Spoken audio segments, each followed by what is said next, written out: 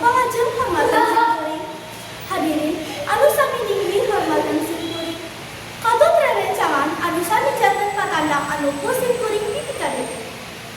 Langkung dipayun, mangga urang sami-sami muji syukur ka Gusti Nu Maha Agung.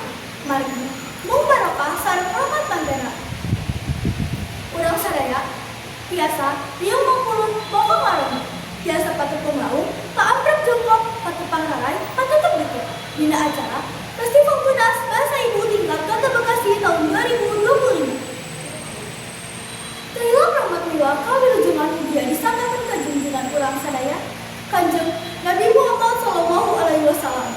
Ka kulawargana, ka para sahabatna, sareng ka sadaya nu tumut kana sudana. Dugi ka yaum yang kiamat. Amin. Hadirin anu dipikahareuna. Dina daratnya, simkuring bade ngaduhikeun diantara anu jajana, hormat dilawat ka guru.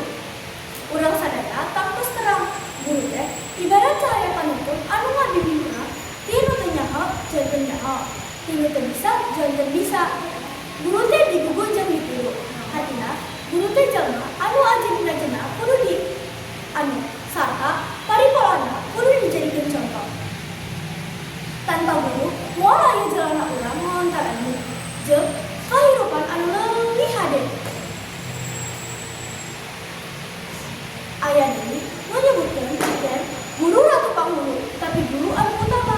Ieu nuduhkeun kumaha agungna ajeun hiji guru dina kahirupan urang. Guru teh ibarat cahaya panon poe anu ngahaneupkeun jeung nyaangan jalan urang dina ngalakoran kahirupan. Tanpa guru, ilmu moal nepi, budi moal nyempurna. Guru teu ukur mere pangawruh, tapi oge mere suri tauladan. Malah, dina sisinggiran aya citna, lamun hayang nganjang ka kota, tong poho ka pasar anyar. Lamun hayang hidup mulia, tong poho ka guru nu ngajar. Guru teh jalma anu sabar. Sanajan muridna sok kadang tong ngadengikeun, tapi manehna tetep mere kasabaran jeung kahadean. Hadirin anu dipikahareuna. Hayu urang ngajaga rasa hormat jeung taksim ka guru.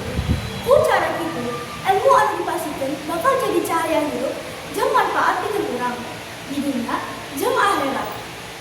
Ngahormat ka guru teh lain ngan saukur ngadengikeun nalika di acara, tapi oge nurut kana kitu. Henteu labana kalawan kesopan jeung tetep ngajaga hubungan anu hade sanajan urang parantos rengse diajar. Hadirin anu dipikahareuna.